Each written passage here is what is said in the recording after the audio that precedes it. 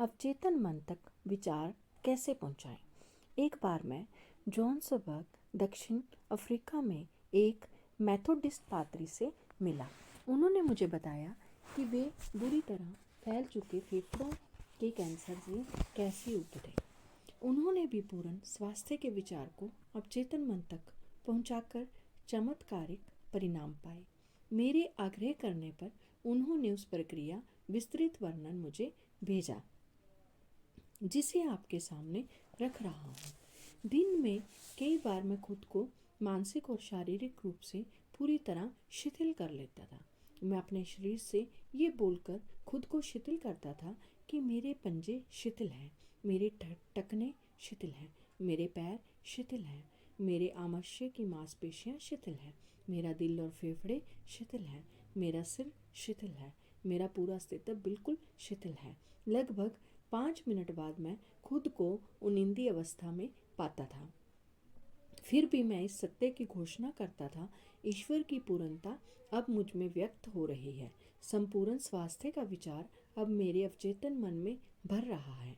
ईश्वर ने मेरी जो छवि बनाई है वह आदर्श छवि है, और मेरा अवचेतन मन ईश्वर की उस आदर्श छवि के अनुसार मेरे शरीर को दोबारा बना रहा है।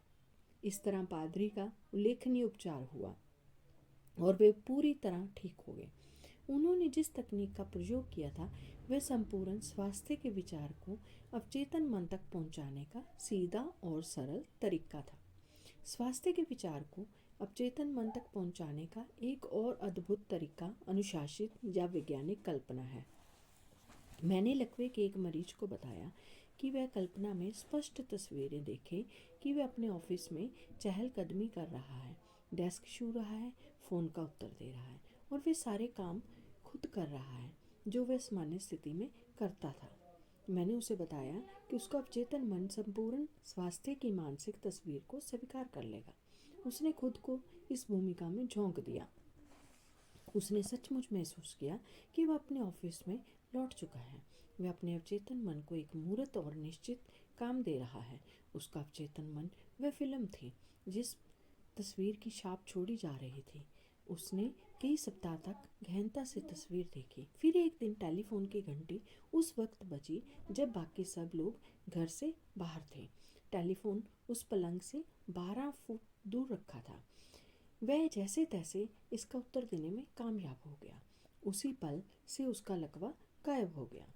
उसके अवचेतन मन की उपचारक शक्ति ने उसकी मानसिक तस्वीर पर प्रतिक्रिया की और उपचार संभव हो गया। वह एक मानसिक अवरोध से पीड़ित था जिसने मस्तिष्क में उत्पन्न तंत्रिका आवेगों को उसके पैरों तक पहुंचने से रोक दिया था, इसलिए वे चल नहीं पाता था। लेकिन अब उसने अपना ध्यान अपने अंदर की उपचारक शक्ति पर केंद्रित किया तो उसके एकाग्र ध्यान से शक्ति प्रवाहित होने लगी और वह दोबारा चलने लगा। जो भी आप प्रार्थना में मांगेंगे, विश्वास रखने पर वे आपको मिल ही जाएगा। धन्यवाद।